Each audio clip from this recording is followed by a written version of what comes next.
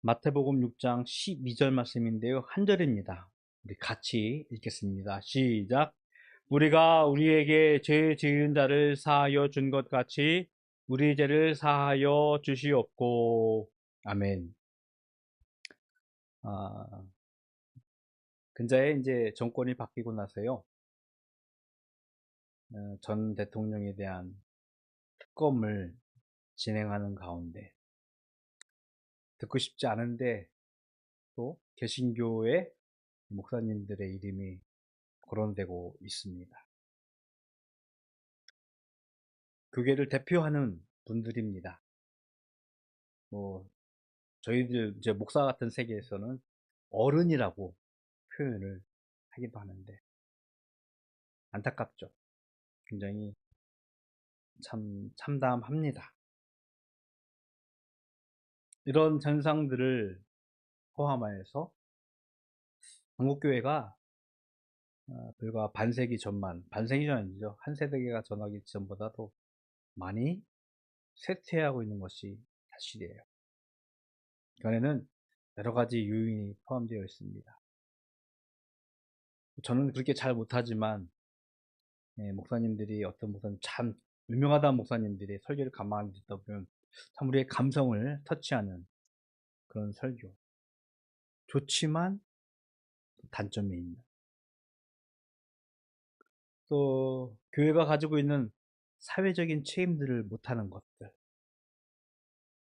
제법 한국교회가 이게 크기가 사이즈가 크다 보니까 분명히 선한 영향을 끼쳐야 되는데 그렇지 못하고 오히려 부정과 부패와 손잡는 모습들.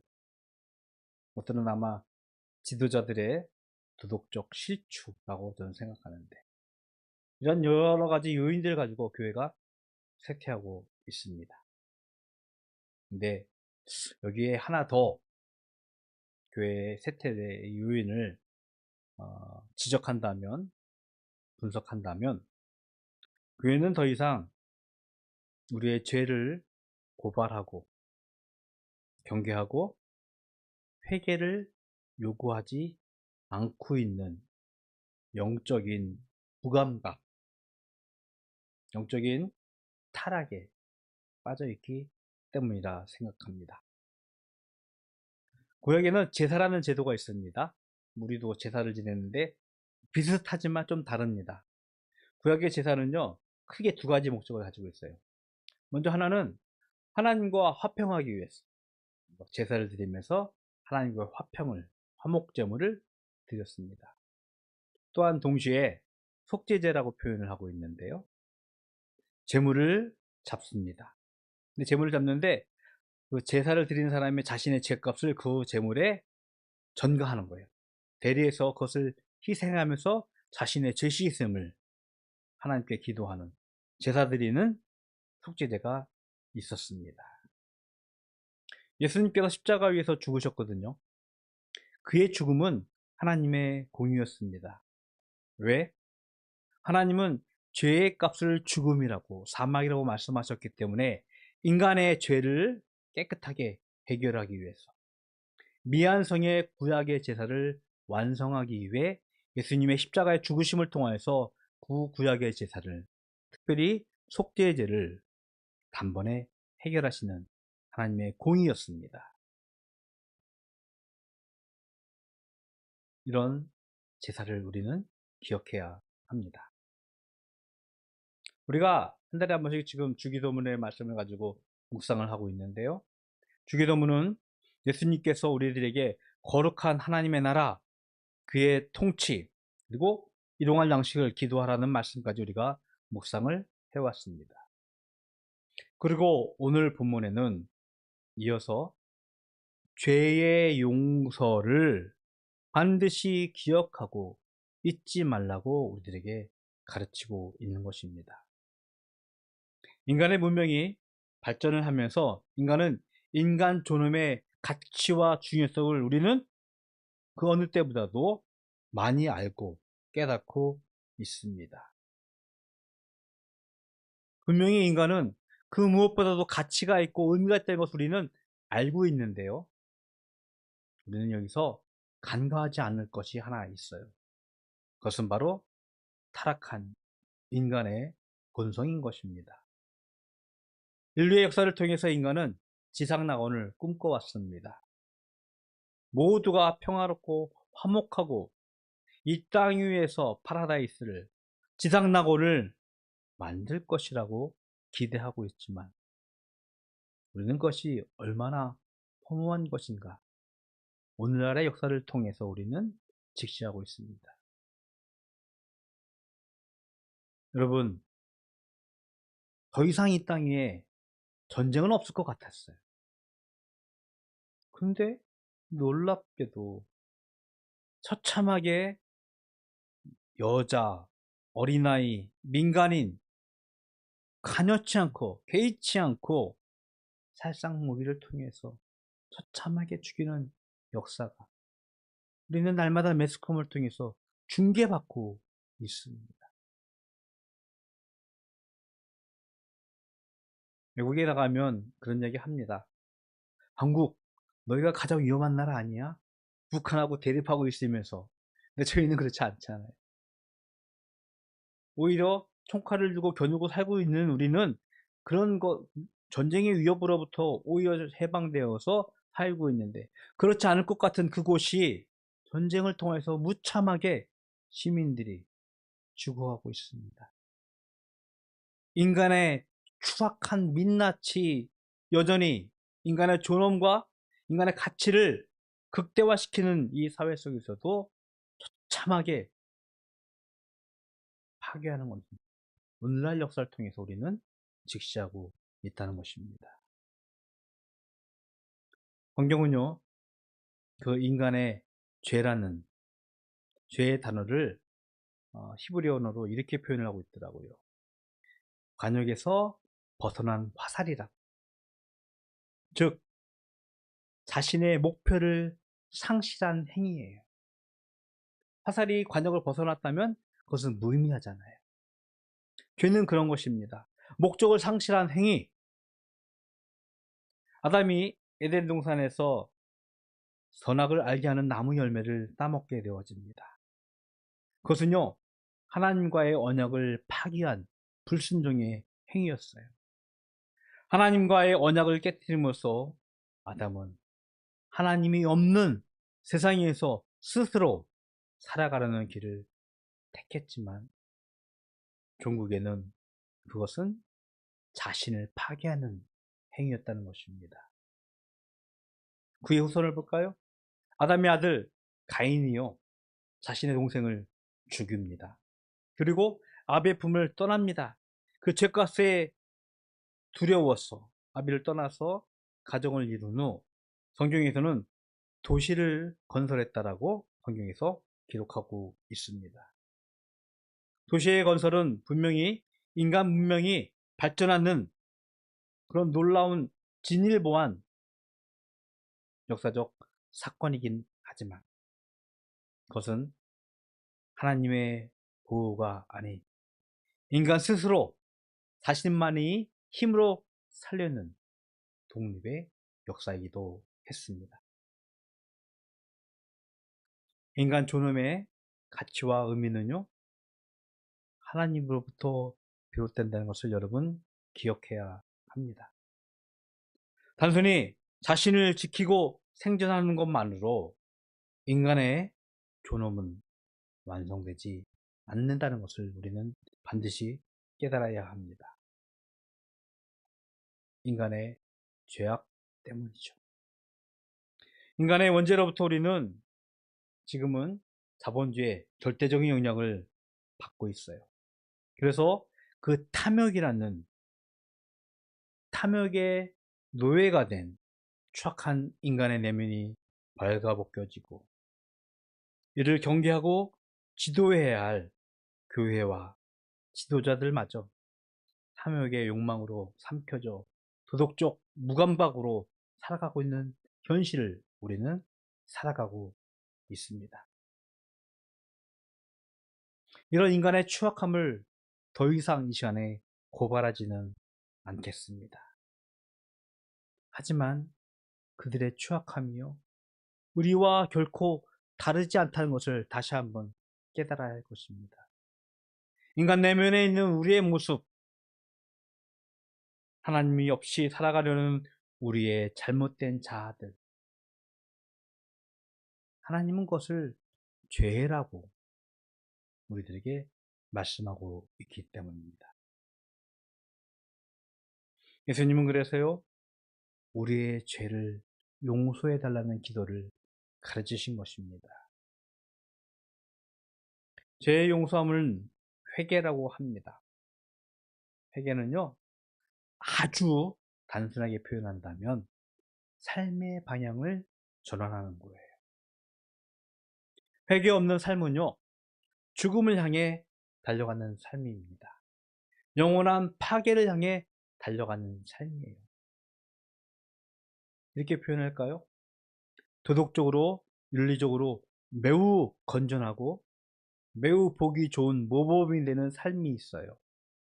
그러나 그 삶이 회개가 없다면 그는 여전히 죽음을 향해서 달려가는 삶일 것입니다. 하지만 하나님의 용서를 구하는 회개를 통하여서 우리의 삶의 방향이 바뀌게 되어진다면, 그것이 죽음의 문턱 앞에 서 있는 추악한 더러운 삶일지라도 그것은 생명을 향해 나아가는 삶이 되어질 것입니다. 그런 이야기를 가끔 듣습니다. 교회를 다니는 사람이 왜 저래? 라는 손가락을 받을 때가 있어요. 실제로 교회 안에 그런 부류의 사람들이 정말로 많이 있습니다. 도덕적으로, 윤리적으로. 도저히 받아들일 수 없어. 같이 할 수 없어 하는 사람들이 교회 안에 분명히 있음을 알고 있습니다. 그런데 기억하십시오. 죄인이 삶의 방향을 바꿉니다. 죽음에서 생명으로. 그런데 정말 안타까운 것은요, 죽음의 취약함에 가까이 있는 사람은요, 삶의 방향을 바꾸었을지라도 여전히 죄의 흔적이 남아있음을 우리는 기억해야 합니다. 깨달아야 합니다. 그가 생명을 향해 나아가고 있지만, 어쩌면 그렇기 때문에 우리는 그 안에 생명이 있을지라도 여전히 죄의 흔적 때문에 그들을 향하여 손가락할지도 있을 것 같아요. 여러분 기억하십시오. 예수님은요, 의인을 부르러 세상에 오신 것이 아니에요. 죄인을 불러서 회개하려고 예수님이 이 땅에 오셨습니다. 교회 안에 죄인이 모이는 것은 당연한 일입니다. 우리가 가장 선망하는 직종, 선망하는 직업 중에 하나가 의사죠. 생각해 보십시오. 의사가 하루 종일 만나는 사람들이 어떤 사람들이죠? 병든 사람들이에요. 아픈 사람들이에요. 뭐 이렇게 표현하면 좀 그렇지만 제가 아마 전국에서 수석을 했을지라도 저는 의대는 안 갔을 것 같아요.